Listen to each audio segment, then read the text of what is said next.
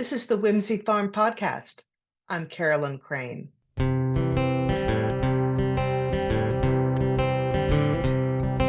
a big wide world right out your door.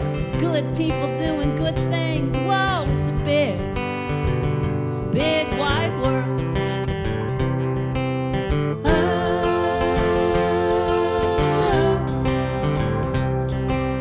Now is the time.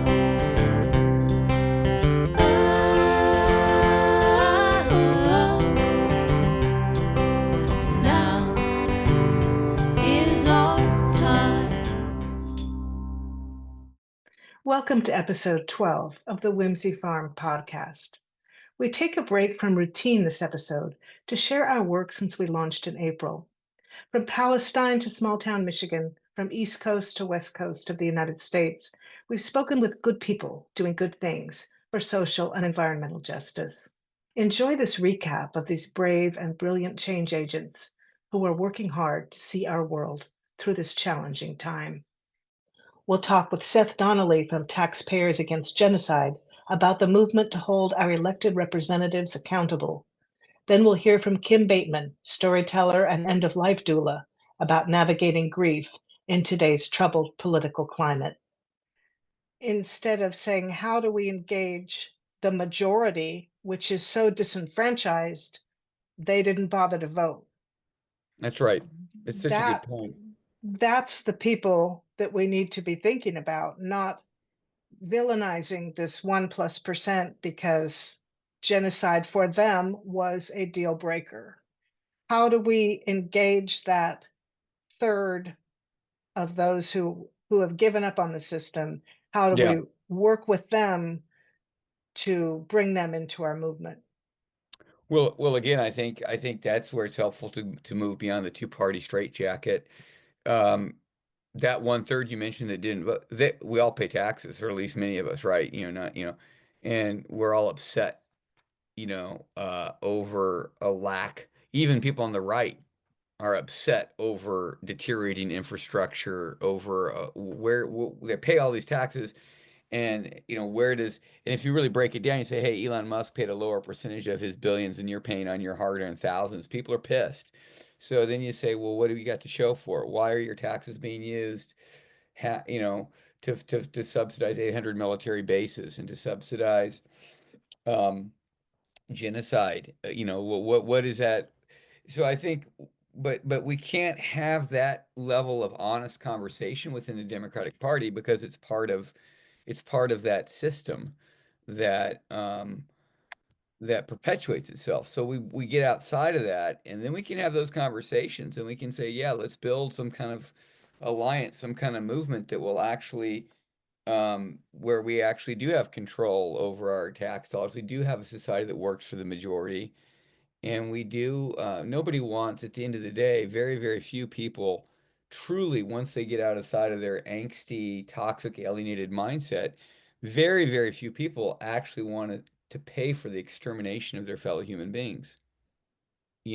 So I think, but that's even a limit with Bernie Sanders, who I respect his efforts. Here he is, 83, going around the country having these fight the oligarchy tours. But there's an outer limit. They can't, because they always bring people back in the Democratic Party. What do you leave? What are you left with other than call your Congress people and tell them to do this and that? But these are the folks that have already demonstrated overwhelmingly that they aren't going to support the kind of restructuring of our society that 1/3 you mentioned. If we had an honest conversation, they'd be like, yeah, that's going to be more alienation. What, just go back at home and watch MSNBC and Rachel Maddow and call your congressperson for the 100th time and say, don't. Can you talk a little more about the similarities of grieving a person with grieving a situation? I think that in both cases, we're very bad as a culture in sitting with suffering. So instead of having these feelings and having someone just say, wow, that's awful, or that's dark, or wow, how hard for you, we, in both cases, get a lot of advice giving first, which is, if you can hear what advice does, it moves you from the heart to the head, and it's actually very hierarchical. So it doesn't work very well. It's like someone saying, "Oh, you're feeling mad. Why don't you do yoga or meditate?" It's like people jump to solutions in both places. I think there's a lot of uh, narcissism in the way people listen. There's story topping. There's deciding how someone else should feel when not letting them have their own feelings. There's also platitudes like everything happens for a reason, or in time, all will heal, which, if you can hear that, doesn't match the feeling place that people are in. So the comparison to me is, I think a lot of us are walking around very wounded by what's going on and also feeling very powerless. And I don't think there's a lot of containment or reflection of what that feeling is. And so we sort of try to rise above it and problem solve before we're actually ready to. It's like someone telling you after the death of someone dear to you, "Well, isn't it time you got back to work? Isn't it time you got back to life? Isn't it time you started dating again? Or, you could have another child." It's like you're Or jumping. it's a good idea to keep busy. Yeah, You yeah, need to keep busy. That's one yeah, I heard a lot. Yeah. yeah, yeah. So um, it's not just people's reactions to it, it's also the feelings of it, because we go through feelings of denial, of shock. We sometimes feel very angry. We can feel angry at others, at ourselves, at people who voted for the other side, at God, at the administration itself. We can feel despair, and that's a very dark place. Feeling like nothing is moving and nothing we do is going to make a difference. We'll talk with sociologist and author Betsy Leondar-Wright about her new book, Is It Racist? Is It Sexist? We all get asked to judge, are certain things racist or sexist, all the time. If you start looking for it, online controversies and things in your family and your workplace, we all get asked to make judgment calls all the time about is something racist or sexist. And so pretend we're on a jury and we have to vote to acquit or convict. And so roughly half of our people on both racism and pretty much also true on sexism would we say they are acquitters, because over and over again they say no. They don't reach that judgment of it's racist or it's sexist. And the other half we call convictors, because almost always they say yes, there is enough evidence to convict that yes, there's racism, yes, there's sexism. So the interesting part was not just the yeses and nos, which we kind of could have predicted.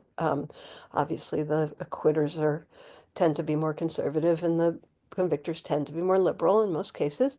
But why? What's behind? Why would people look at an identical situation, these cartoons with stories attached to them, and reach opposite conclusions? So we dug into the very dramatically different definitions of what racism and sexism are, but also the different methods of reaching those conclusions. The third category, the convictors, the acquitters, and, to possibly save the day, the surveyor. That's right. That's right. So I say we thought the courtroom is not the right metaphor, and we came up with this metaphor of land surveyors. So this is what you should do, is be like a surveyor in these three ways. First, surveyors have those scopes, and they know a lot of geology. They survey the whole surrounding landscape. And that's an analogy for knowing the history of racism and sexism in a certain issue, and how it plays out, knowing those big societal patterns of inequality. So that's one thing. You got to do that. The second is probing the ground. They have those little poking tools, probing the ground where the construction is going to be. So you need to investigate the case. You need to gather all the facts. And then third, and most important, you need to work with other people. Surveyors collaborate with architects and construction crews to make a nice sturdy building. So the third thing, whatever you find in your surveying and gathering those two forms of evidence, you then work with other people collaboratively to make things fairer in the future. We'll talk with community organizer and political reporter Mike Thornton about the differences between liberals and leftists and where the Democratic Party has gone wrong. What would you say to people if they said, what can we do now? What's the best thing we can do now to create lasting, meaningful, positive change? I think part of it is trying to see our neighbors, even the ones that we vehemently disagree with, if we do have things in common, that we try to focus on those and build bridges on those things. I mean, I'm thinking about Huey Newton coming up to the north side of Chicago and creating an alliance with some of the groups that were trying to represent all of the white Appalachian refugees that moved to Chicago in the 50s and 60s. I grew up in that neighborhood. I mean, I didn't know those people specifically. I mean, I knew the community, but here you had, these two groups who agreed to work with each other based on their common needs and saying we're going to put all this other stuff to the side. So I think that has to happen. I do seriously believe that we have to find a way to organize around economic strikes and boycotts. I'm not saying I have the answer. I realize it's incredibly difficult. I'm getting old and older. I don't think I'm the person that has the energy or the ability to connect with the people who actually have the energy to lead something like that. But I think those are the things that need to happen, and find a way to engage that 30-something%, because that's a massive force that could actually impact electoral politics. So it's a lot of things. None of them are easy, but if they all came together, I think that could be real change in America. On June 1st, we'll speak with Catherine Bond Stockton. Catherine is a distinguished professor of English at the University of Utah. She's the author of Genders, Making Out an Anti-Memoir, and The Queer Child, or Growing Sideways in the 20th Century. We'll talk with Catherine about why she says gender is queer, by which she means strange. And why is gender strange, even when it's played straight? How do race and money factor into the equation? How can we better understand the nuances of gender? Is there some progress being made in the seeing gender as a continuum in the case of children?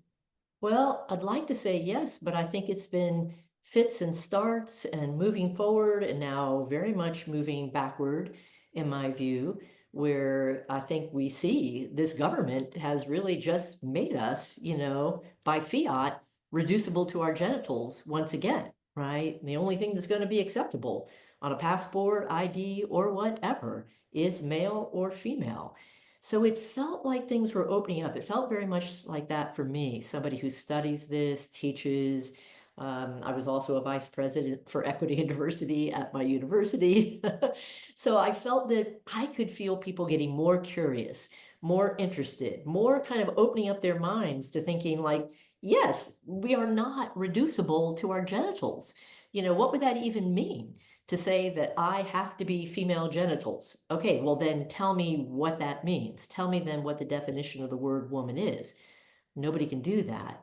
So I think we see a moment where there had been tremendous curiosity and therefore also more children understanding there were more options available to them in terms of how they identified. And so not surprisingly, kids were identifying in new ways. And I think this came from a very central place, from Christopher Rufo and the people who cooked up the idea of critical race theory as harmful to all. And they disseminated that one idea from a very central place. They saw that that worked beautifully. I'm not sure that they knew it was going to work so well, And they might have been just throwing spaghetti at the wall and then figured out post George Floyd that coming after and criticizing critical race theory was a way to go. And then I have a feeling the wheels turned and they thought, okay, that worked with race, but what does every family think is an issue inside their family? The sex gender of their children. So one of the things about the definition of identity politics, I think often people don't understand, is the people who created the phrase identity politics, group of Black feminist lesbians in the 1970s, group called the Combahee River Collective. They talk about identity politics because what they want to say is that identities are the products of oppressive systems. Now, that's really important to understand because it takes it out of this idea of identity as just kind of personal and chosen and individualized. They're saying the identities that we have been imposed by the state, and they have oppressive systems behind them. And so the state, as I say, gives or takes identity. If you think about the birth certificate, you think about the marriage certificate, you think about citizenship. Those are three massive zones of what we might call identity. And the state has the power to give or take those identities for us. And that's arresting when you think about it. As well. And I do have hope because I have to. That's just the way it works. You and I have seen hope, right? In the course of our lifetimes. I mean, the arc of my one life, I would say as a kid, I never would have imagined that I would be able to be with the person that I loved openly, not closeted, that I could dress the way I dress, express myself in the way that I do. If you told me in childhood that any of those good things would come to pass, I would not have believed it. It seemed utterly, utterly hopeless. So you and I have seen things change, dramatic things change, good things change. And that is absolutely something to cling to. I actually have a phrase that I use for that: seductive kindness. Right now, I am trying to practice in my own life this ethical practice of not projecting, but listening and entering in. And in addition to that, I'm trying in my own life to use the fuel of my anger, which I consider righteous. I think we should be angry, all of us, about the inequalities in our world, the poverty in our world, the suffering in our world. That could produce righteous anger for any of us. I'm trying to always turn that, without losing that fuel, into seductive kindness, where I'm trying to encounter, again, each person, no matter how much they agree with me or they don't, whether they are for me or they are against me, to try to enter in on that plane of seductive kindness, to try to enter into curiosity with them. Who are they? What animates them? What is their story? Let me listen. Let me find out. Hopefully let me share back, what's important to me. And then all of this with the eye to structural change. We continue our celebration of Pride with a hyperlocal focus on the town of Milan in Southeast Michigan. We have 4 guests: Ash Eigner-Pendel from the organization ARC, an educational nonprofit that seeks to advocate, represent, and connect the community around LGBTQ+ issues. We'll speak with Milan mayoral candidate Laura Russo, who organizes Milan's annual Pride Parade. We'll learn about Ozone House in Ypsilanti, Michigan, when we visit with Bree Nikora, its Pride Zone coordinator. And finally, we'll debut a new periodic segment of the podcast, Poetry Sustains, with Mariam Berry. Beth Vandergriff and I are organizing the Pride celebration this year, just the two of us. And we just think it is so important to have representation in Milan. I personally think it is so important to have representation in Milan for our youth. There is a lot of negative and just horrible and ignorant things being said about the LGBTQ+ community. And I don't want that to become normal. That is not normal. That's not normal at all. So we need to make sure that we are representing everyone in our community and everybody has a safe place to celebrate. And so letting youth know that they're not normal. They are normal. They are what you're supposed to be. One of the biggest achievements in life, I'm old now, so I know this, and I say that to my the younger people who we're doing this for. the goal in life is to be your authentic self. And it is not an easy road. And you will lose friends. You will feel like you're losing yourself. But really, you are finding yourself. You know, like anybody that shows up is part of the parade. And I've got some great shots. Like, so my husband and I, Josh, we like, you know, we have a trailer, and I have typically kind of made that the centerpiece. The first year, that was the only vehicle in the parade, and but you have to start somewhere. So we had a truck with a trailer and balloons and a place that if somebody had mobility issues, they could ride on the parade or the trailer. And so we tried to deck that out. And then we have the pedestrians who show up to be part of the parade. And I think last year we had a family who, I think they made your Pride Parade shirt, perhaps, the shirt you're wearing. And they had a truck. I think Grandma was driving the truck, and they kind of decorated that. And we also had the fire truck for the first year last year. And they kind of, so for safety reasons, we kind of led it with the trailer, had all the pedestrians, and then at the end we had a couple vehicles. So that's been the mainstay of what we're doing. And I think it'll be similar to that this year. The language that's been banned has been the language that we hold dear to our heart, right? And so is our mission, and our vision and our values. Like equity is one of our values, and DEI is one of our values, and and I mean, we support Black and brown young people, and we support queer young people. And so we've been having a lot of discussions lately about what it looks like to pivot away from federal funding. And that's a huge thing, right? To like look at, okay, if we're gonna choose to, you know, put our middle fingers up to the federal government and be like, we don't need your money, how do we replace that third of our entire pot of funds? As I dream about a world that celebrates all of us. As I dream about a world that celebrates all of us fully. Let's allow poems to stretch. Let the salve in. In episode 6, we talk about gun violence and gun safety legislation with two women, Gwendolyn Lacroix of Michigan and Amanda Wilcox of Colorado. Gwen and Amanda are mothers who suffered the most horrible loss. Each of them lost a child to gun violence. What's incredible is that through this loss, they became change agents, working as activists to help save the lives of other children. They share their stories with me, as well as what they are doing today to reduce gun violence. And a client came in for his regularly scheduled appointment and just immediately opened fire through the glass. And he shot Laura 4 times, twice in the chest, once in the back, and once in the hip. The fatal bullet hit, I think, 5 of her organs. We believe she died instantly. Later, the person in the funeral home told us that she still had her pen in her hand, which he had never seen before. So our hope is that she never witnessed a violent act.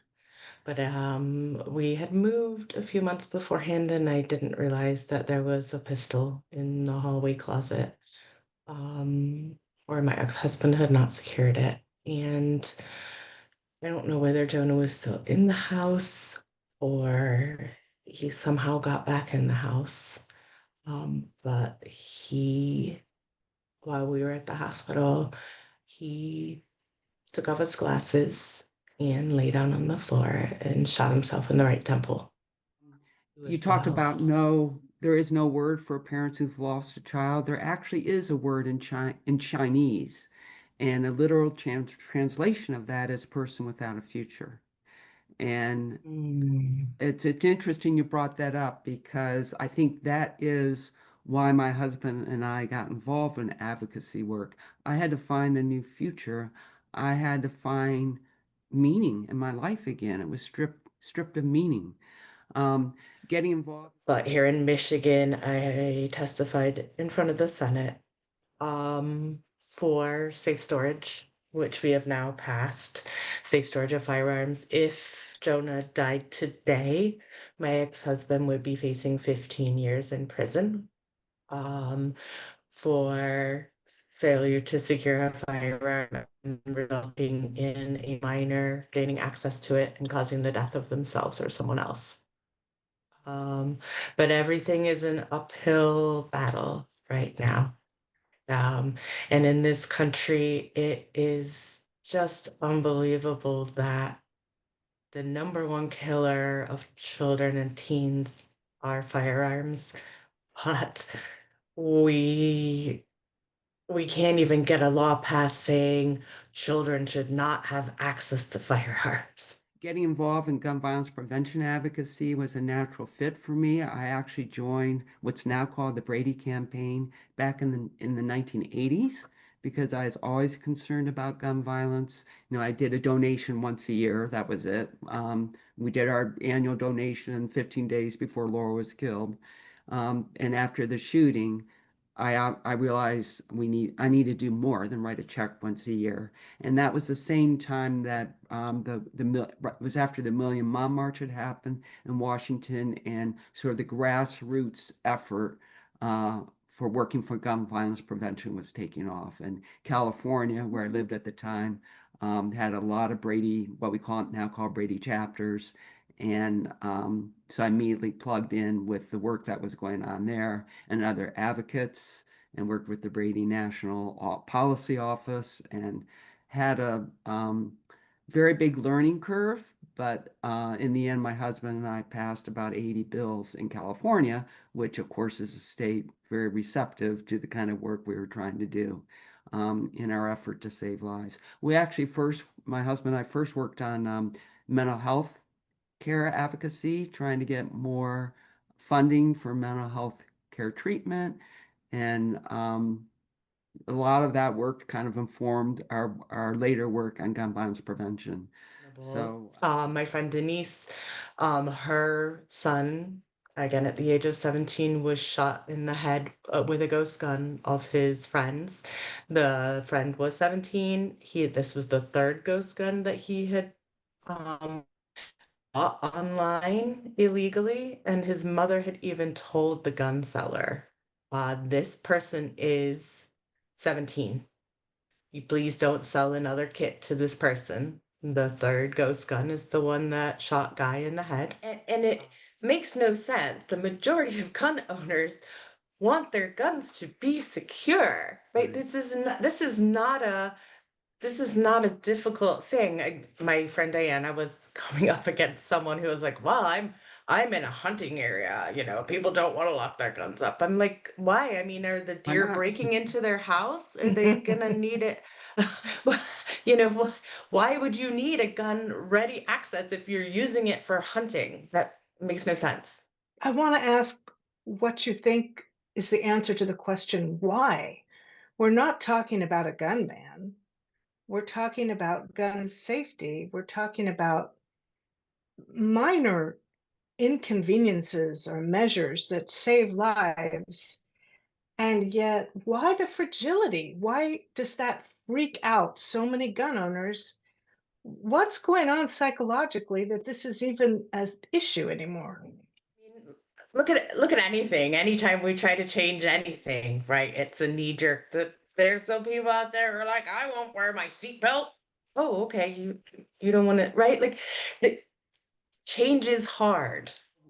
I'm part of the Gun Violence Prevention Coalition in Colorado, where I still have a lot to learn, and so know of events, and we coordinate on legislation, and I have testified on bills and will continue to. I work with Brady's policy team on legislation that we want to prioritize. And so I do kind of what I did in California to a lesser degree. We have Brady staff now. We didn't in California. Nick and I did it all. In Colorado, because so many of our gun deaths are by suicide, which has just been harder to legislate, really. And that's pointed out, oh, we've passed all the gun laws and the gun deaths aren't coming down. Well, it's harder with suicide. And I think we need other approaches. So I guess I'm looking at going beyond the policy part and trying to do the education and sort of cultural change that is needed, some very much needed on this issue. We talk about the life and death importance of thinking with philosopher Elizabeth Minnick. She recently released the expanded edition of her 2017 book, The Evil of Banality. Minnick received her doctorate at the New School, where she was Hannah Arendt's teaching assistant. For 25 years, she was a professor at the Union Institute. She also wrote Transforming Knowledge, and with community organizer Cy Kahn wrote The Fox in the Henhouse, How Privatization Threatens Democracy. It's very difficult to conceive of 100,000 people working in something like slavery-based economy, making it possible in many ways, as well as overseeing the slaves, but you have the shipbuilders and everybody else who makes it possible. It can't go on unless it's been normalized, unless you have reliable workers who are leading decent lives. I certainly am seeing it, and I'm hearing it. It's this kind of like fog on the ground moving. You can see things will sort of quietly disappear and get covered, and the atmosphere feels different. They take some, they're practicing taking the next and the next, and the homegrowns, as Trump said. We're coming for the homegrowns next, he said. Anyhow, they practice and it moves on out. So people get frightened, and sometimes it's random, this student, but not that one. So you can't get your feet under you. So people go into, variously protective, anxious mode, and that's part of that fog. And then all the way over to you're thinking about it, you're aligning yourself, they used to call it, in occupied France when the Nazis were there. There was the wait and see, we don't know yet, which means you just go silent and wait while they set in and start doing their great harm. You don't do anything because you say, well, we don't know yet, we'll see. And he talks like that, but he doesn't mean it. No. They called him the attendiste. Right? And then you adjust yourself. That was another one of the terms. You adjust yourself to what's going on. You just, alter a few things that make it possible that you'll keep your job. Make it possible that you'll get a better job. Maybe you'll get a raise because that person disappears. It's not like quicksand. I mean, there are a lot of dynamics, as we know, going on here. And I think it has been really acute, again, recently, as we become even more dependent on jobs and safety nets wobble. And the United States, of course, is pretty horrific about that. In this, lying is the same thing. I didn't do that, or I won, or you just say what you wish was real. If it's a political lie, it's more than likely that there is then a stake in making it true. Again, a violation. You get the social order gets moved with political pushes and shoves and, guarding to make those lies true, to keep things in order. And the people who are in power and the groups that are in power and the classes that are in power. So a great deal of structure goes into creating, in effect, falsehoods. And we're seeing a whole lot of lies now. And that tells me, on the one hand, right away, this is violence. This is not just, oh, he talks that way. No, he's just like that. Oh, well, but he doesn't mean it. He's saying, yes. First off, it sets off a program. I keep saying throughout the book, we need to be able to be startled back into thought. Like, do you hear what he just said? No, he's got a phrase for it already. The homegrowns. He's talking to somebody who will build those prisons because I like making that money. I talk with best-selling biographer Larry Tye. His latest effort is The Jazz Men: How Duke Ellington, Louis Armstrong, and Count Basie Transformed America. And because jazz reminds me of poetry, our resident poet and poetry expert, Mariam Barry, will join us after we hear from Larry Tye. She and I will share poems about jazz and the Black experience on Poetry Sustains. It goes back to an earlier book I wrote about the Black men who worked on America's railroads, and they were called Pullman Porters. And the Pullman Porters that I interviewed told me wonderful stories about their lives on the railroad, how they had helped kickstart in many ways the civil rights movement, and how they had played a unique role in American history, but how they also, having started just after slavery, how they reflected the full history of Black life in America. And the Pullman Porters, when I got done interviewing them, made me promise that someday I would write two other books. One was on their favorite sports figure who they carried on the trains, who was a guy named Satchel Paige, a great Negro League pitcher. And I wrote that several years ago. But their three favorite passengers that all the porters I interviewed all eventually told me stories about their three favorite passengers, who were three guys named Ellington, Armstrong, and Basie. And so what they did was, when they went south, they would rent a private Pullman sleeping car, this elegant railroad car, to go with them. And if they were doing a concert, let's say in Atlanta, they would know at the end of the night they had a place to have a great meal cooked for them by the dining car staff. They had a plush bed made up for them by the Pullman porters. And most of all, they had a safe haven that they knew that nobody would bother them because the Pullman porters were watching out for them. And so what they did in return, in the middle of the night, in this closed capsule of the railroad car, is they would perform a private concert for the Pullman porters and for the dining car guys. And I don't know about you, Carolyn, but if I could go back to any moment in history, it would be having the Duke Ellington Orchestra perform all night just for me. So all Black entertainers or people who were in a service industry in that era had to wear a mask. And the mask was that if they ever told the true feelings, if they ever really talked back in the same demeaning fashion to many of the whites who they were entertaining or serving, the way those whites responded to them, that they would get fired and they might get beaten up. And so they had to wear a mask. And that mask was something that they just, without even thinking about, instinctively went into that mode of a bit of deception when they were around whites. Got some criticism from Miles Davis for their way they had navigated their race. The criticism they got was being called Uncle Toms and Aunt Jemimas.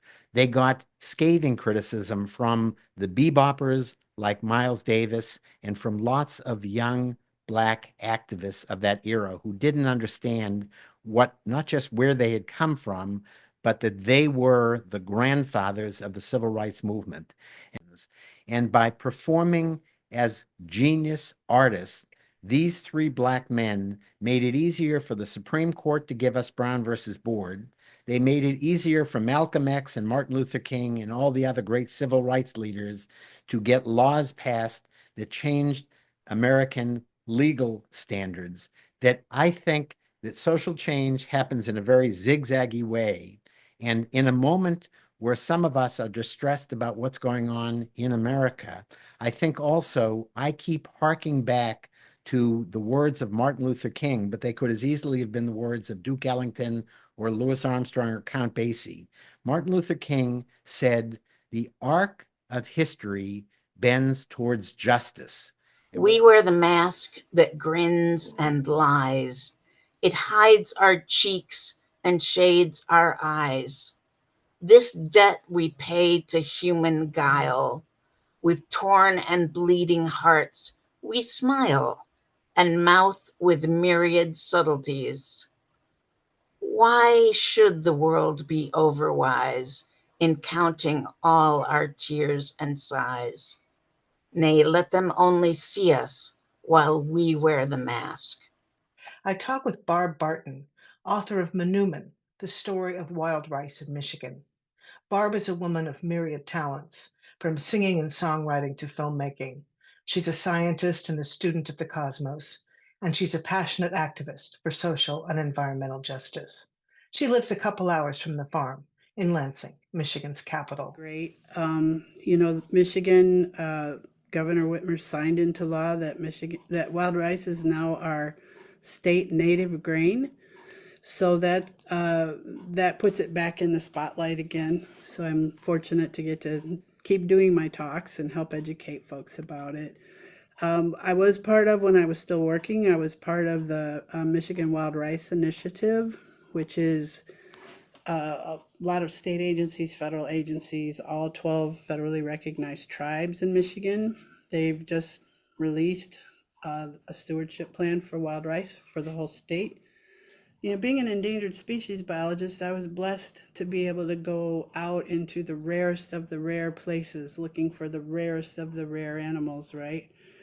And looking for wild, where we haven't put our human thumbprint on it and damaged it in some way. Their rice beds on Lac Vieux Desert were greatly impacted in a negative way by a dam that was put at the mouth of the Wisconsin River. Their lake is the mouth of that river. During the logging era, there was a dam put in and it raised the lake levels, using it as a reservoir. And it essentially wiped out the wild rice that was on that lake. And so Roger's uncle, he, in the last 10 or 15 years of his life, devoted himself to bringing rice back to that lake for their people. The main driver of that is their migration story, where the Anishinaabe people that are here today, a long time ago, used to live in what's now Maine, New Hampshire, up in that area. And they were visited by prophets and given prophecies. And two of the prophecies predicted white people coming across the ocean on logs, blown by the wind, and that if the Anishinaabe people did not leave there, they would be wiped out. So they were directed to travel westward to the place where the food grows on the water, and that would become their new home. So they traveled down the St. Lawrence Seaway, made their way through the Great Lakes, and the food that grows on water was monoman. So it's a very, very important culturally to their identity as people. I speak with three writers and activists from Massachusetts: Carolyn Cushing, the former poet laureate of East Hampton, Rachel T. Ferret, young adult fiction writer, and Carolyn Zakowski, current poet laureate of East Hampton. These three friends and neighbors continue to work passionately on behalf of the Palestinian people amidst the genocide that continues. Carolyn, Rachel, and Carolyn share their motivations, strategies, and the vital importance of community in the context of activism. I think, like, if you really wanted to see in action, Carolyn Cushing, when she was poet laureate, put together a poetry shinto that we recited together at our city council ceasefire resolution. So I would love if we could actually read that piece for you. I was hoping to get a reading. And I should say a little bit about it. Absolutely. It is woven together from lines of poetry by 5 Palestinian poets.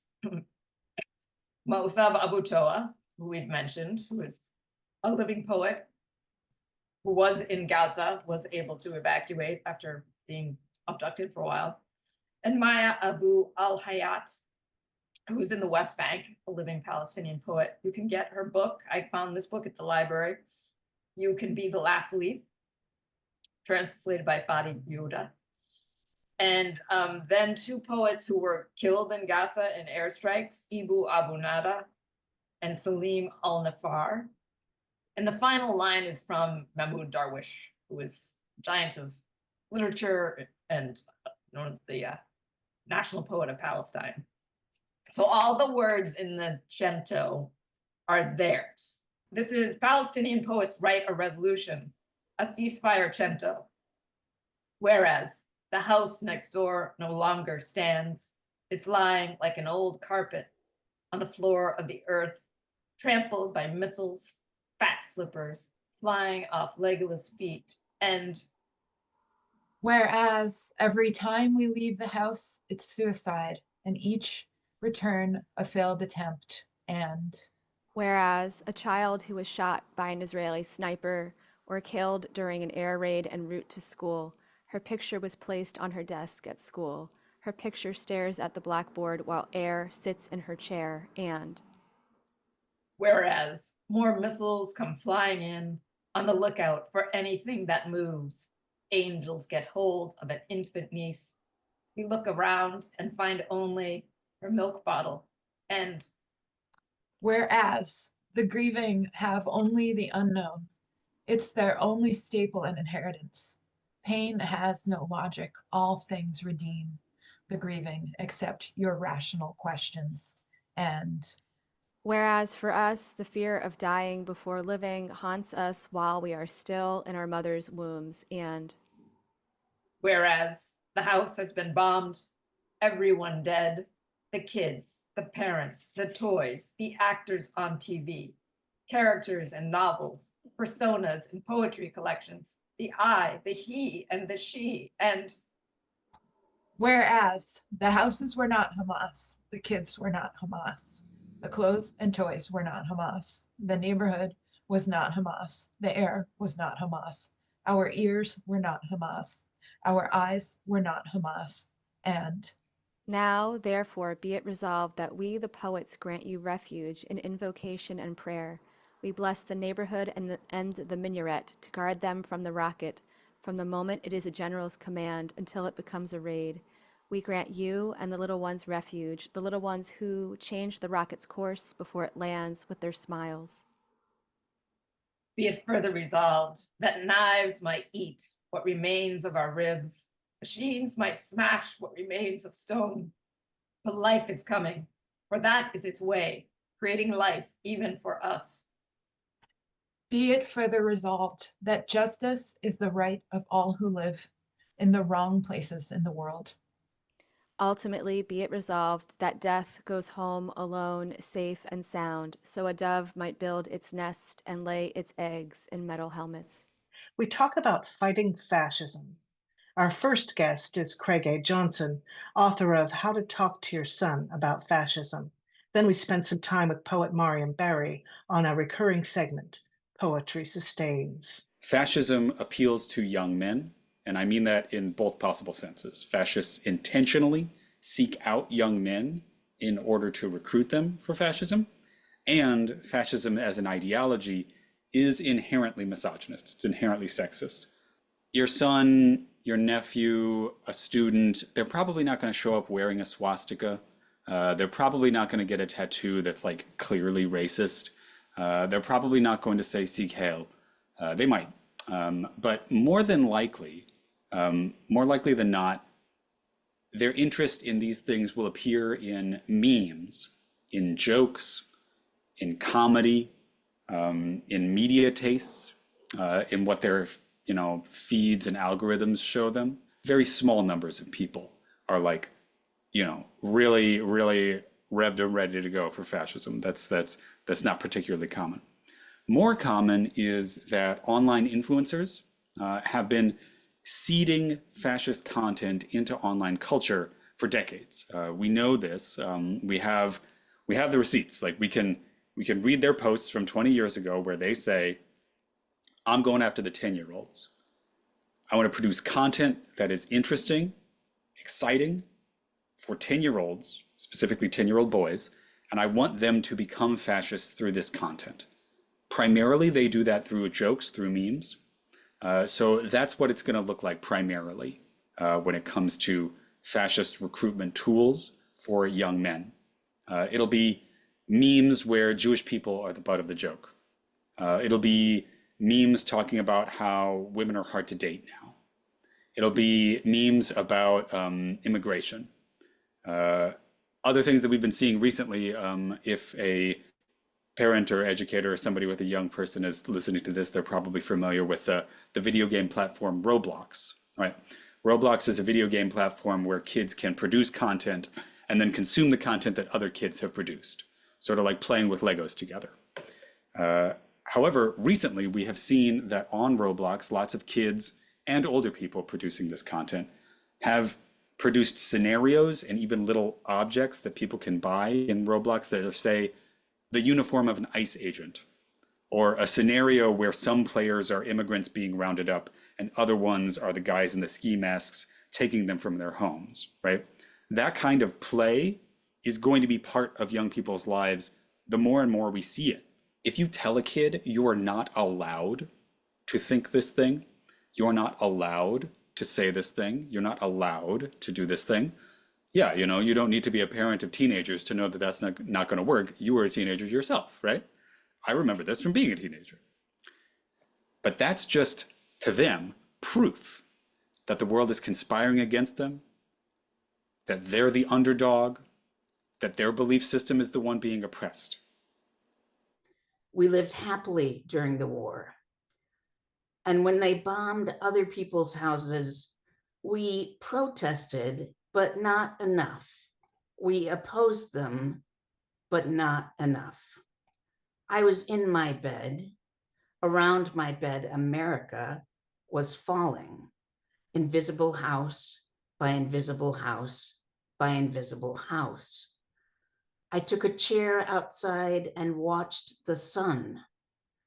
In the 6th month of a disastrous reign, in the house of money, in the street of money, in the city of money, in the country of money, our great country of money, we, forgive us, lived happily during the war.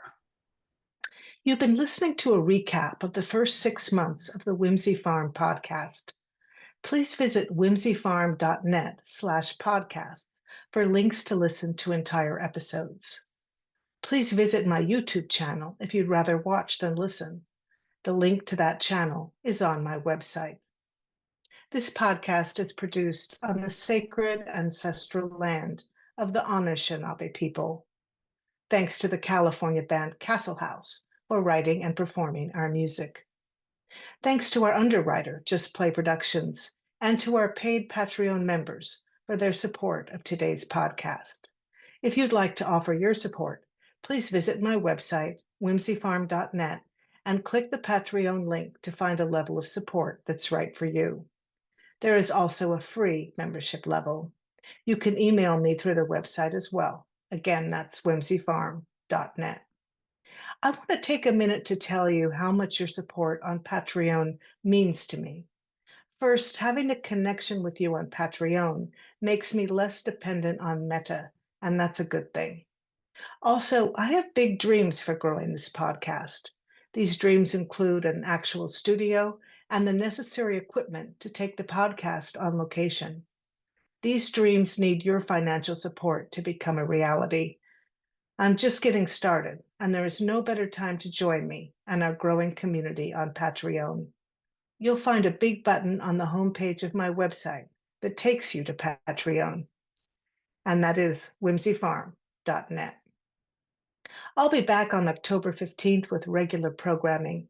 We'll round out season 1 with conversations with Rolling Stone feature writer Antonio Yuhas, who has her finger on the pulse of politics today. We'll also meet Susan Tweep, an author and botanist practicing terraphilia to restore the earth and human kindness.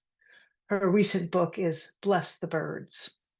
I'll speak with Chuck Collins about his new book, Burned by Billionaires. And I'll introduce you to Mark Dyken. He's practiced decades of activism in support of the Dene. Mariam Bari and I will celebrate Samhain with Akashic reader Christabeth Ingold. Lots to look forward to as we round out season 1. The Whimsy Farm podcast airs the 1st and 15th of each month on our YouTube channel, Carolyn Crane and Whimsy Farm, and wherever you find your favorite podcasts. You can find links to audio, video, and Patreon at, say it with me, whimsyfarm.net. Until then, remember the words of Utah Phillips, who said, "Too many good people are doing too many good things to afford me the luxury of being pessimistic." Get out there and create some positive change. Stay safe, everyone. whimsyfarms.net